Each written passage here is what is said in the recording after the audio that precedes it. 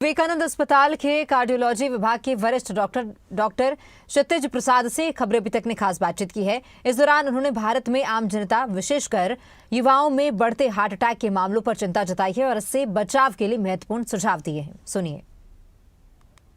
Heart के doctors हैं और हार्ट की बीमारी देखा जाए तो आम तो नहीं कह सकते, लेकिन लगभग आदमी, जनरल आदमी चल रहा है, दौड़ रहा है या फिर डांस कर रहा है, हार्ट अटैक आ रहा है। क्या कारण हो सकते हैं, खासतौर से युवाओं में, क्योंकि केसेस ज़्यादा देखने को मिले हैं? जी, ये एक बहुत ही ज्वलंत मुद्दा है आजकल के सिनेरियो में कि युवाओं में जो बढ़ते हुए हार्ट अटैक हैं, इसकी क्या वजहें हो सकती हैं।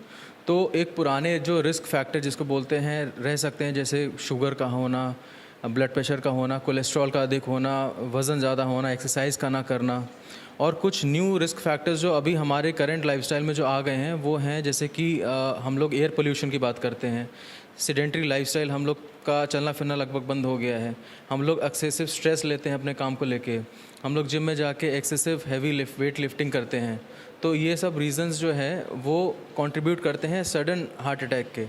एंड अगर मैं बात करूं, जो सडन लोग कोलैप्स होते हैं, इसमें दो चीज़ें हो सकती हैं। एक होता है हार्ट अटैक, एक होता है sudden cardiac arrest. Heart attack जो होता है वो तब होता है जब हार्ट की नसों में ब्लॉकेजेस होते हैं।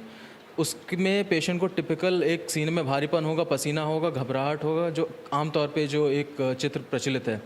दूसरा एक सिनेरियो होता है जब पेशेंट को सडन एक बाय एक वो बेहोश होकर गिर जाता है, उसके बाद उसकी हृदय गति रुक जाती है।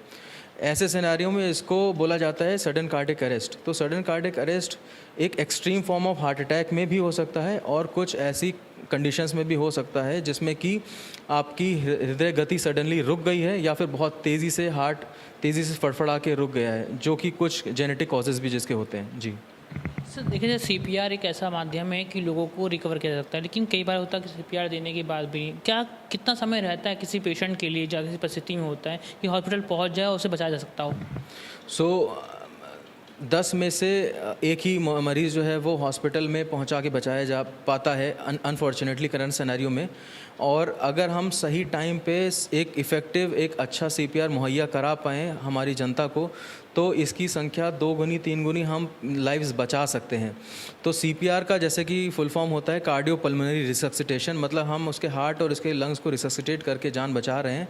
और अगर सपोज़ उसकी ऐसी धड़कन है जिसको हम CPR से नहीं रिकवर कर पाते हैं, तो उसमें डिफिब्रिलेटर या फिर ऑटोमेटिक जो शॉक दिया जाता है उसकी मशीन की भी यूज़ किया जा सकता है। तो ये मशीन्स हर एक पब्लिक प्लेस पे होनी चाहिए, जैसे कि cinema hall, airports, railway station, even जो पब्लिक प्लेग्राउंड्स हैं उसमें।